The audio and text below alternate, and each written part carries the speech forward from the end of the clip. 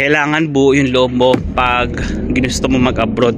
Gustong i-share sa inyo para sa mga kagaya kong gusto din makapag-abroad, lalo na sa South Korea. Pero good morning sa inyo ulit.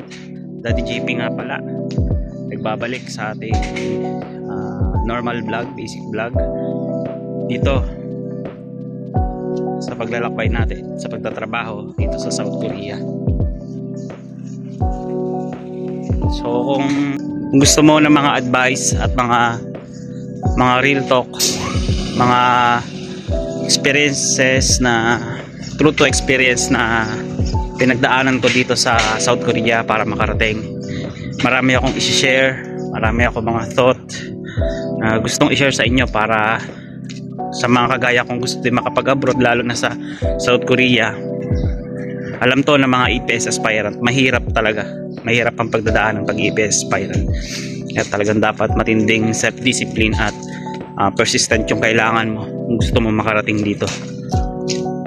Kaya isa sa masishare ko ngayong umaga kung nanonood ka ng video na to is yung tipong sa una trip mo lang, sa una nagbabaka sakali ka lang, sasabihin mo sa sarili mo na testing ko lang, kung hindi kung sa akin. Pero once na nandyan ka na, pag na-select ka na or na-hired ka na ng isang employer or napili ka na sa isang bansa, dapat matinding meditation na yan, preparation na ng mental at physical health yung gagawin mo. Hindi pwede na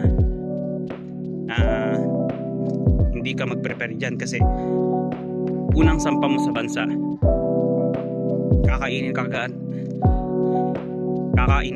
ng ingat na yun, lalakad kasi tayo.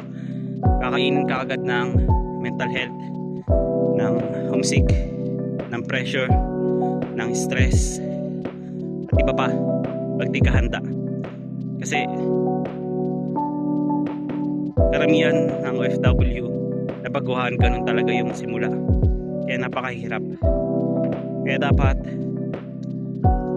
isiset mo yung family mo na suportahan ka, lagi kang manalangin, mag-pray, lagi kang mag-exercise, ready yung physical na katawan mo, kasi hindi mo alam dadatnan mo na trabaho sa bansang gusto mong puntahan, especially dito sa South Korea. Karamihan mabigat, may magagaan, pero karamihan talaga hindi siya pang Pilipino sa trabaho, factory kasi, so paspasan.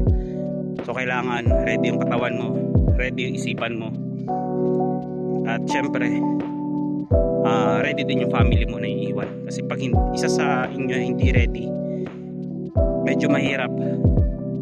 Kasi may nangyari, ready yung family pero yung aalis hindi ready, homesick, talagang hindi niya kaya, pinipilit niya lang. So may mga time na nahihirapan siya for the first week, lalo month, lalong year. Pero meron naman na survive.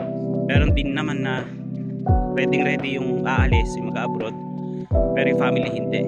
Isa rin yun, kasi napaka problematic.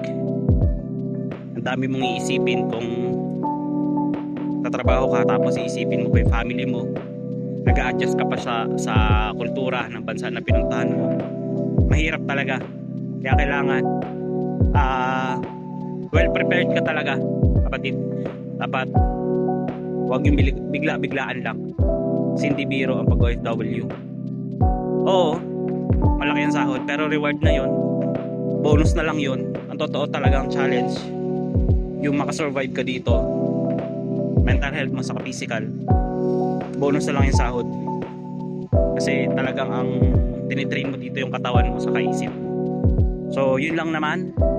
Kung nakaabot ka dito, salamat. Sana may napulot kang aral. At kung meron man, pakisubscribe mo naman ako sa ating YouTube channel, at supportahan mo ako sa aking journey dito, sa akin pong pagiging factory worker. So yan, pasok pa tayo ng mga company. So galingan natin lagi. Keep safe. Grind tayo. Thank you, thank you.